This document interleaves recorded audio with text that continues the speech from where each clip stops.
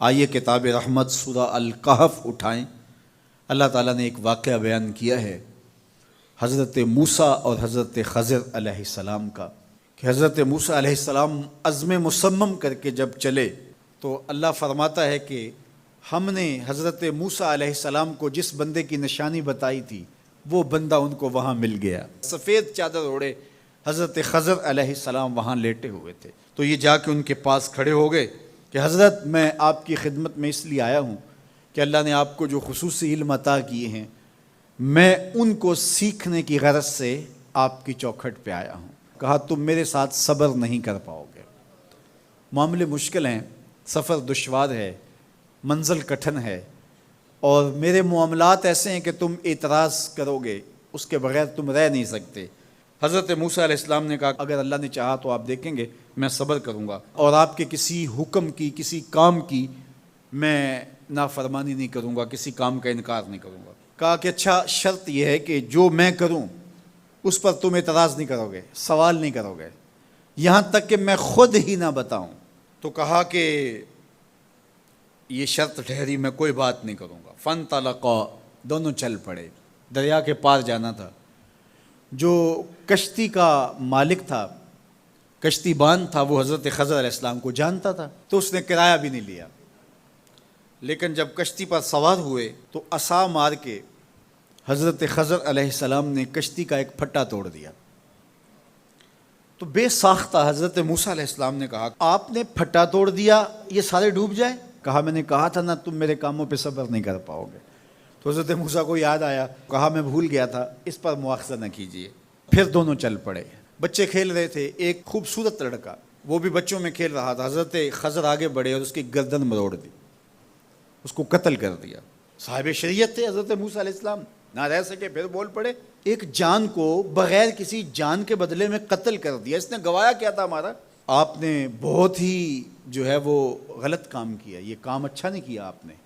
کہا میں نے کہا نہیں تھا کہ تم میرے ساتھ صبر نہیں کر پاؤ گے۔ کہا ایک موقع اور دے دیجئے، اب اگر میں نے کوئی اعتراض اٹھایا تو پھر دوبارہ مجھے آپ اپنی صحبت میں نہ رکھیے، عذر تمام ہو جائے گا۔ پھر دونوں چل پڑے، یہاں تک کہ ایک بستی میں دونوں آئے تو آپ نے بستی والوں سے کہا کہ ہم مہمان ہیں، آپ ہماری مہمان نوازی کیجیے، کھانا کھلائیے۔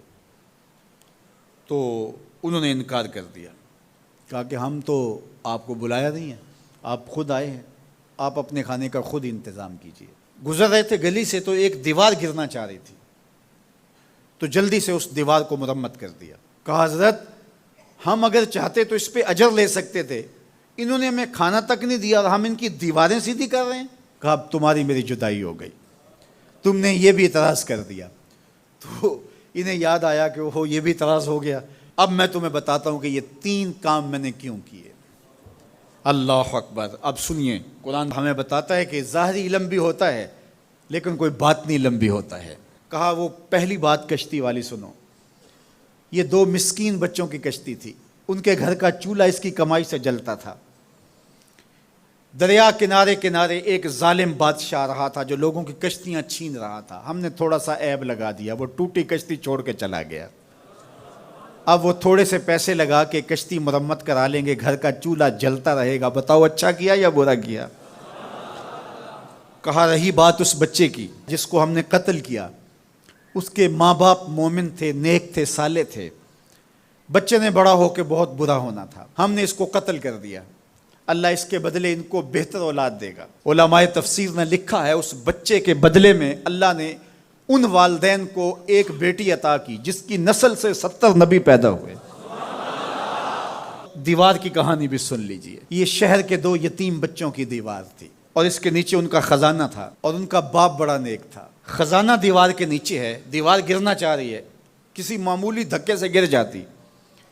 2 ہی صورتیں تھیں، یا وہ بچے خود اپنا خزانہ اٹھا لیتے یا لوگ اٹھا کے لے جاتے۔ لوگ اٹھا کے لے جاتے پھر بھی ہاتھ میں کچھ نہ آیا، اور اگر وہ خود اٹھا لیتے تو بچے ہیں، بچپنے کی وجہ سے وہ اس کو اڑا دیتے۔ تو ہم نے اس کے اوپر دیوار کھڑی کر دی، جب تک وہ اس قابل نہیں ہو جاتے کہ یہ خزانہ نکال کے اس کو صحیح مصرف پہ لگا سکیں، اتنی دیر تک دیوار گرے گی نہیں۔ اللہ اکبر۔ وہ کسی وجہ سے دیوار قائم رہے گی، اور جب وہ اس عمر کو پہنچ جائیں گے جس عمر میں وہ اس خزانے کو سنبھال سکیں گے تو پھر دیوار خود بخود گر جائے گی اور یہ خزانہ نکال کر کے اپنے کام پہ لے آئیں گے۔ میں جب پہلی مرتبہ اس کو جو ہے وہ غور کے ساتھ تلاوت کیا تو مجھے یہ لگا کہ اس کا انطباق پاکستان کے حالات پہ بھی ہو سکتا ہے، اس لیے کہ یہ بھی یتیموں کا سرمایہ ہے۔ کتنے یتیم روتے بلکتے رہ گئے اور ان کے سر سے جو ہے وہ سائے اٹھ گئے اس وطن کے لیے، لیکن میرے مالک نے اس ملک کے خزانوں پر گہرے پہاڑ اور بڑی بڑی دیواریں کھڑی کر دی ہیں۔ جب تک یہ قوم بلوغت تک نہیں پہنچے گی اتنی دیر تک وہ خزانے ظاہر نہیں ہوں گے، اور جب یہ قوم اپنی بلوغت تک پہنچے گی، شعوری بلوغت، فکری بلوغت، علمی بلوغت، اور رب سے جو وعدہ کیا تھا پاکستان کا مطلب کیا، لا الہ الا اللہ، جب اس بلوغت تک یہ پہنچ جائے گی، اس وعدے کی تکمیل ہوگی، پھر رب دیوار ہٹا دے گا اور پاکستان کو اللہ اتنے خزانے دے گا اور پاکستان ایسا مالا مال ہوگا دنیا دیکھنے آئے گی۔